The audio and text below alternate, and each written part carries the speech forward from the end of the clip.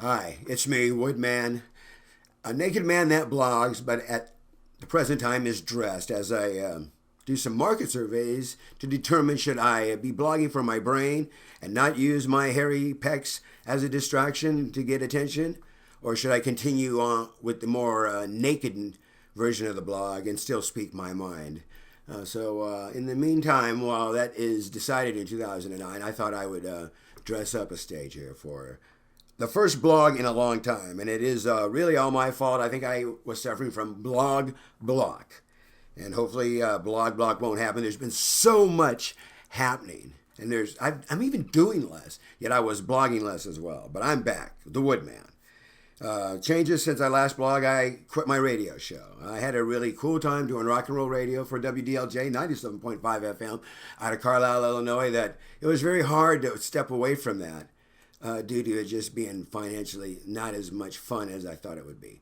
Brain Fun Radio is awesome. It was great for the ego to be able to play music that people appreciated. So it wasn't like a egotistical ego buzz. It was like you felt good because you were helping other people. So that was cool. The radio was good in that way. It was always nice to get an extra free burger as well from a local merchant, and smiled and thanked for doing such a wonderful job on the radio. Reality also brings us to this real focus of the future, and that the bottom line is on January 20th, America will have elected a black man for president. Okay? What I have to say to the black folks and the white folks are two different things. And I'm going to address my brothers first. And I would say this right here should be a massive, massive down payment by the rest of America on anything that you would even dream of gathering through repartitions. You know what? Anybody who ever thinks that the United States of America owes us something for the miserable treatment that our history shows did happen, right now, most, if not all that debt, at least for our country, should be forgiven. And it should be forgiven immediately, because our brothers in Africa and other places in the world, white, black, Chinese, are being oppressed at such a rate that it's embarrassing to be able to just get up and know that maybe in Darfur, 500 or 600 people just got machine gunned. And we sit here and say, whoa, that's terrible. Somebody do something. But yet we're going to go into 2009, and we have a black president in the United States of America. That's pretty cool. I love that. I love it on a lot of levels. I love it because as an American citizen that voted, you know what? Something that a lot of people believe would not happen for a long time happened, and it happened to a man that did it like a rocket ship. You remember Apollo, when they used to launch big rockets and stuff to the moon? I mean, that's what this Obama presidency and his ascent to power and fame in the world, not just Illinois or the United States, in the world. It's been like one of those Apollo, 27 missions that launched the lunar module and the container thing that followed it around the moon. And a lot of you people just weren't old enough to watch the stuff to the moon, so you think I'm just crazy, but that was cool. That made Star Trek look like a cartoon. Anyways, we're talking about Obama as president. Wonderful. As an American who happens to be black, bam! That's like, that's a score for the hood. I mean, really. Your man, smart black man, hardworking, mixed heritage.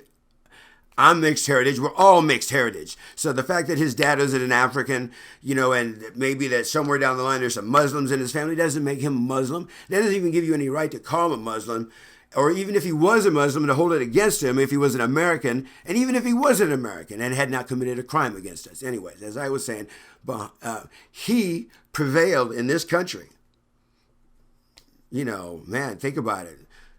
Not even, a little over 100 years after slavery was abolished. That's like payment for reparations, number one. And then I cannot forget to address the white folks and other folks of the United States of America that pretty much really are the people that made this possible. Think about it. If all the black people in the world voted for Barack and all the white people voted against Barack would have never been president. So at some point, we really, as a community, really goes back to my argument of what the white America has done, a great thing to healing the rift between the black and the white people. And I'm serious now. I'm not just messing with you guys, but this Barack Obama presidency, and then, you know, after this point on, Barack's out there on his own. He's a man. He made it there. He was the man that was a state senator, and less than 8 years later, he's president of the United States. Come out of nowhere. They said, this is the next president in 2004 at the convention, and guess what? Barack, bam, next president of the United States of America, a black man. And it didn't help that they didn't have anybody running that was worth, McCain, I like McCain. He was a great guy, but he was not going to be the next president of the United States. That just wasn't, you cannot have the world seeing the president of the United States as an old guy with a big stick. You need him to see a young, vigorous guy with a really sharp sword. And that is somebody that you don't expect. You can't anticipate him. If you can anticipate everything that your enemy is going to do, he's not your enemy. He's more like your pet.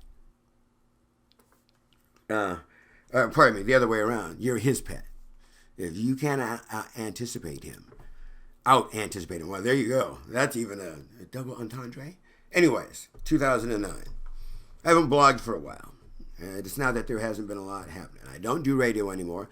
I'm looking for a new place to do a radio show. Somewhere out there, know a place where the Wudman can do a talk show or a rock and roll blues show. I'll bring on a good show, and I will market myself, do the web work, the whole mission. Spread the word. If you like my blog here, spread the word. I'm going to try to open this can up a little more often. I got a new setup. My machine is right here at my desk. I can sit down, throw the green screen up, bam, and I'm blogging just like I'm brushing my teeth. So I'm going to try to do this.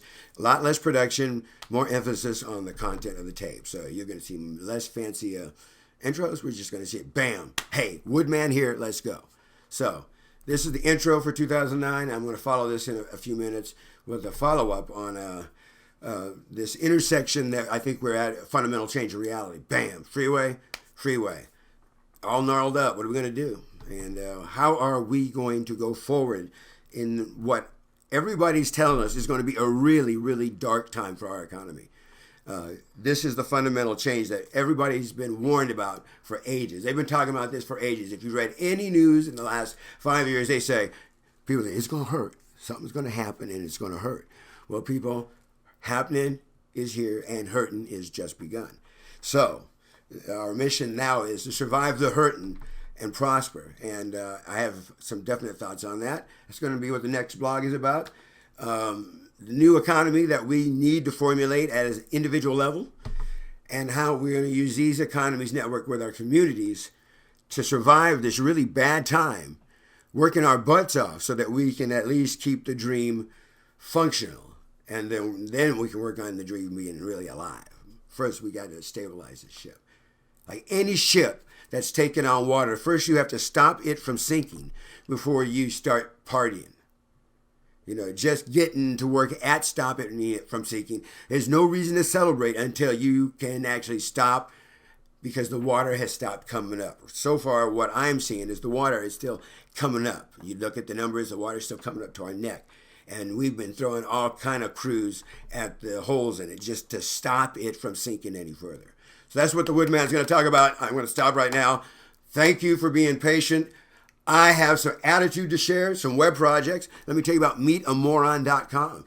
Got that domain. Maybe you can help me figure what I'm going to do with it. And also, it's love when. Send me a mail. Tell me a story. It's love when. I want to hear a story about damn, it's love. That was love. That's what I want to hear you tell me in a story.